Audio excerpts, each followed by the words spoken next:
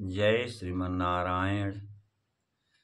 आज हम इस विषय पर विचार करेंगे कि जिसके नाम से यह सारा संसार कांपता है, फिर भी रिश्ते में भगवान श्री कृष्ण की बुआ लगने वाली कुंती ने उसी चीज को भगवान श्री कृष्ण से वर में मांग ली।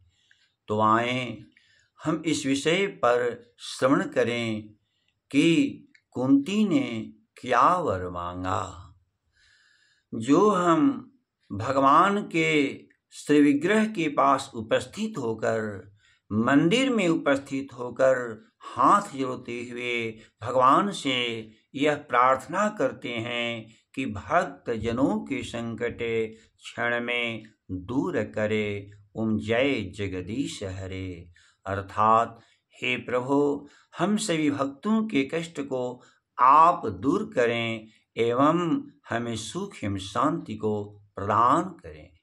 लेकिन ठीक इसके विपरीत कुंती ने वर मांगा। श्रीमद् भागवत महापुराण में प्रथम स्कंद के 8वें अध्याय के 25वें श्लोक में यह वर्णन है कि जब भगवान श्री कृष्ण अश्वत्थामा के ब्रह्मास्त्र से उत्तरा के गर्भ में स्थित परीक्षित की रक्षा करके चलने के लिए तैयार हुए, तब कुंती भगवान श्री कृष्ण की प्रार्थना करते हुए कुंती ने यह वर मांगा कि हे जगद्गुरु, जहाँ जहाँ मैं जाऊं वहाँ वहाँ मेरे जीवन में विपत्तियाँ आती रहें, जिससे आप मेरे सामने खड़े रहें और मैं आपका सदैव दर्शन करती रहूं। इस संसार रूपी भाव का दर्शन न हो।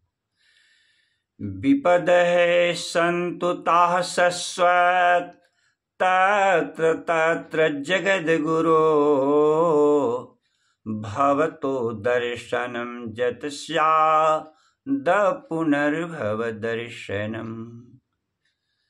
ऐसा कुंती के वरदान को सुनकर भगवान श्री कृष्ण ने कहा, बुआ, संसार में आज तक किसी ने ऐसा वर नहीं मांगा।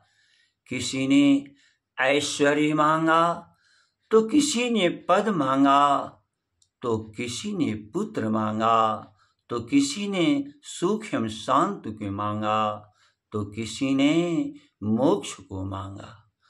और बुआ, तुम उस विपत्ति को मांग रही हो जिसका नाम सुनने मात्र से ही संसार कांप जाता है। यह कौन सा वरदान है? यह वरदान नहीं, अपितु यह तो अभिशाप है। कुंती हाथ जोड़कर बोली, हे प्रभु, दुनिया की विपत्ति कोई विपत्ति नहीं और दुनिया की संपत्ति कोई संपत्ति नहीं। आपका विस्मरण ही विपत्ति है और आपका स्मरण ही संपत्ति है। विपदो नैव विपद है, संपदो नैव संपद है। विपद विस्मरणम विष्णु संपन्न नारायण स्मृति। भगवान श्री कृष्ण ने कहा, तथास्तु, अर्थात वैसा ही होगा। यह कहकर भगवान ने कुंती को वरदान दे दिया। यह है कुंती की पवित्र भक्ति। तब हम प्रातः काल उस कुंती के पवित्र नामों का स्मरण करते हैं।